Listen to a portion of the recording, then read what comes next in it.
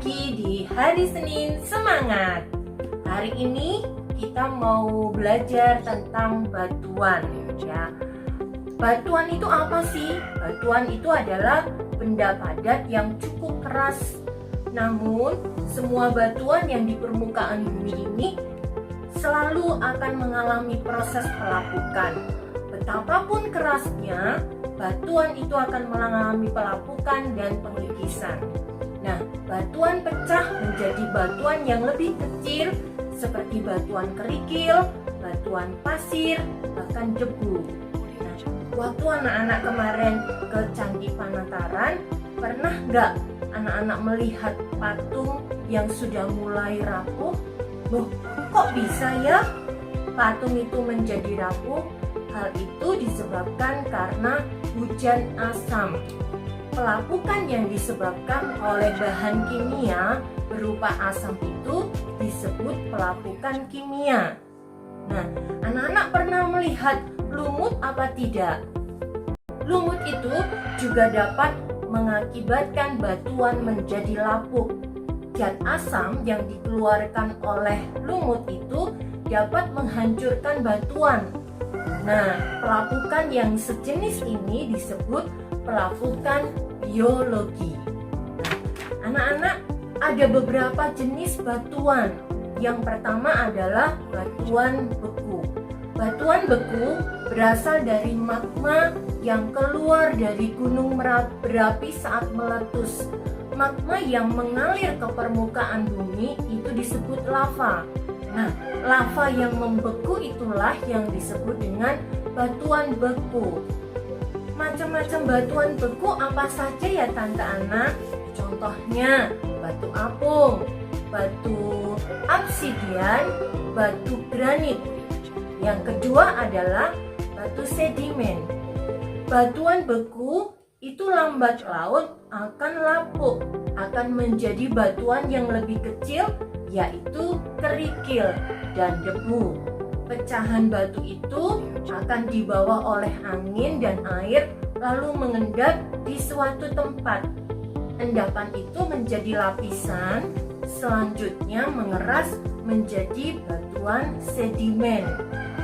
Kalau contoh batuan sedimen apa saja ya? Contohnya batu pasir, batu beraksi, batu serpih, batu konglomerat, batu gamping, dan lain-lain. Nah, anak-anak, ada banyak sekali kegunaan dari batu ini. Salah satunya adalah bahan bangunan.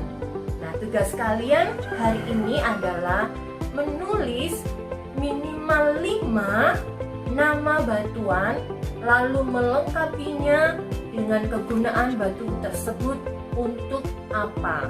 Ya, bisa kan? Pasti bisa. Selanjutnya, untuk tugas yang kedua, kalian menghafalkan ayat di 1 Petrus 2 ayat yang kelima bagian A. Di ayat itu, Tuhan ingin agar kita juga menjadi anak Tuhan yang mau dipakai oleh Tuhan untuk menjadi batu-batu yang hidup untuk membangun rumah Allah. Apa maksudnya Tante Ana? Maksudnya kita dijadikan material-material bangunan sebuah rumah Allah atau gereja. Suatu bangunan tidak dapat berdiri sendiri hanya dengan satu batu saja. Membutuhkan banyak batu dan jenis batu yang kemudian disusun menjadi satu bangunan yang indah, yang kuat, yang tidak mudah runtuh meskipun ada angin kencang. Nah, kita adalah batu-batu itu. Namun, kita adalah batu-batu yang hidup, yang harus bekerja sama, yang harus menyatukan hati dan pikiran sehingga apa yang kita bangun bisa berkembang. Oleh sebab itu anak-anak, jalin persekutuan yang indah dengan Tuhan.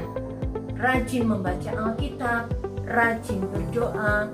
Tuhan ingin agar talenta-talenta yang Tuhan berikan kepada kita semua masing-masing dapat dipergunakan dengan baik untuk membangun jemaat, membangun keluarga, membangun persekutuan dengan orang-orang di sekitar kita.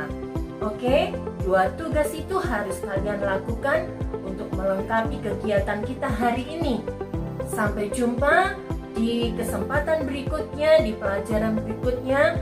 Tetap semangat, tetap berdoa. Tuhan Yesus memberkati kita semua. Shalom.